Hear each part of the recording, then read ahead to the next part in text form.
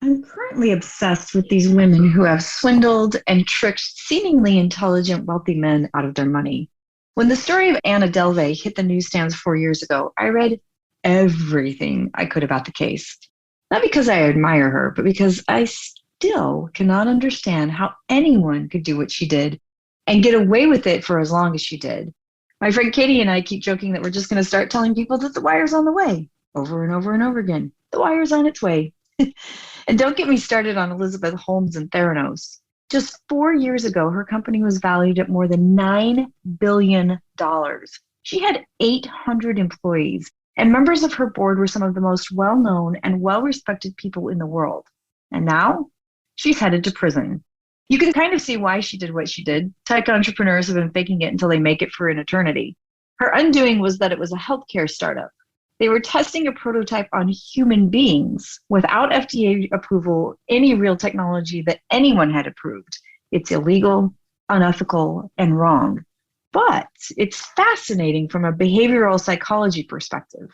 In the final episode of this season of The Marvelous Mrs. Maisel, Lenny Bruce says to Midge, 90% of this game is how they see you. They see you hanging with Tony Bennett. They think you deserve to be there. They see you held off jail for saying the F word at a strip club. They think you deserve that also. Wise up. Fake it until you make it is a common refrain among entrepreneurs who think the only way to succeed is to hustle all day and all night long. But there's also something to be said for hanging out with Tony Bennett versus people in a strip club. Perception is reality. I know this doesn't have a lot to do with communications yet, but we'll get there on this episode of the Spin Sucks podcast. If you're a communications pro who works hard, doesn't compromise quality, and gets the job done, welcome home. We'll share our tips, tricks, and stories, and together we will change the face of PR. Spin sucks, but we don't. With the Spin Sucks podcast, here's Gini Dietrich. Welcome back to the Spin Sucks podcast. I'm Gini Dietrich. Fake it till you make it. Perception is reality.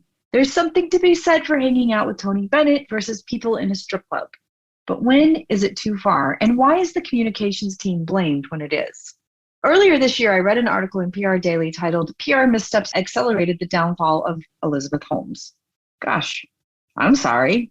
I thought it was the conniving, lying, and illegal activity accelerated her downfall. I'm pretty sure PR had nothing to do with it. And yet, even on our industry trade pubs, we are blamed. It's difficult to determine if Theranos had a corporate communications team or employed an agency. It's actually hard to tell if there was anyone else outside of one woman, Brooke Buchanan, who left the company in 2016. In the documentary, the inventor, Patrick O'Neill, is touted as the company's chief creative officer. He led the creative and advertising teams, including his former employer, TBWA. Outside of that, though, there isn't much mention of who, other than Elizabeth Holmes herself, was handling communications. And certainly there was not an expert in the room. The PR Daily article reads, while Holmes' ultimate unraveling might have been inevitable given the size and scale of her deception, the following communications missteps, each of which could have been prevented with a cohesive strategy in place, proved particularly disastrous for her cause. The author then says that communications professionals could have prevented the chaos inside. They could have changed the way Holmes interacted with journalists at the end, and they would have summoned supporters to speak on her behalf. I disagree. While I was not in the room, I have become quite a bit of an armchair quarterback, having read everything published, watched the documentary, and listened to the podcast.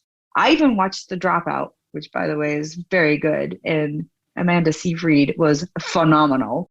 I can tell you, based on all of that, no one was allowed in that room other than Elizabeth and Sonny. The attorneys called all of the shots, especially after the Wall Street Journal article ran. Not even the best communicator on earth could have prevented the chaos, mitigated the negative blowback, or summoned supporters on her behalf. They simply were not allowed.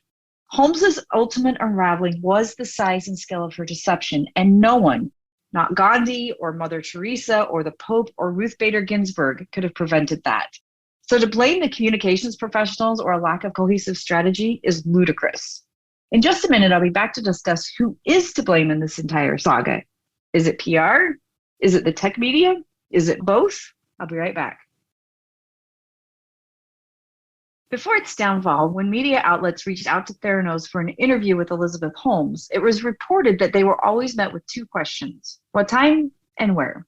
That could have been inexperience, it could have been directive, or it could have been that Holmes's assistant was the one fielding those calls and her job was to schedule as many interviews as her schedule allowed. It also could have been that the strategy was to launch and brand the company with PR, something, if we're all honest with ourselves, we all dream of and rarely see. I, for one, would have been happy to field interviews from the likes of Forbes and Fortune, The New Yorker, and Vanity Fair. To have it them chasing us versus us chasing them? Yes, please, and thank you. Holmes was the Silicon Valley darling, and everyone wanted a piece of her. In the documentary, The Inventor, Ken Auletta, the journalist who wrote the New Yorker profile on Holmes, got choked up when he talked about how duped and deceived he felt after lauding her and then realizing she had lied to him. They all bought her story. Hook, line, and sinker. The tech industry is interesting, and the media outlets play their game. If they don't ask tough questions and they do glorify the founders, they will gain access to early product versions, or they'll gain access to the CEO when that person makes their rounds. However, if they don't play the game, they could be locked out of all good stories and even lose revenue. Hindsight is, of course, 2020. But when the tech media treated her quote-unquote invention like the next smartphone or VR-produced travel game, they didn't ask tough questions. They also became culpable in the story. When my friends and I discuss this whole saga, I say over and over again, it's okay if a product goes live before it's ready, if it's an app or some new fancy phone. But when people's lives are at stake, there has to be a different level of regulation, Silicon Valley or not, young female entrepreneur or not. Yet no one seemed to question the fact that there wasn't a working prototype, that it hadn't received FDA approval, that it hadn't been peer reviewed, and that it wasn't being regulated. It was a really good story, and we all love the story of a 19-year-old college dropout who makes it big. If that young entrepreneur is a woman, the story is even more compelling. It's easy to sit here and place blame now that we know the full story. It's easy to say that it was a media problem or a PR problem, but both of those statements are wrong. It's an Elizabeth Holmes problem, full stop. No one could have prevented this but her. It took a full army of former employees, high-profile reporters, and finally a very boring government agency to shut it all down, something only one person created. If you'd like to discuss stories like this one or obsessed about the next saga that I'm sure is coming, join us in the SpinSucks community. You can find us at spinsucks.com/spin-sucks-community. That's spinsucks.com/spin-sucks-community. It's a community full of crazy smart professionals. It's free, it's fun, it's smart, and you might just learn a thing or two from your peers. I'll see you next week.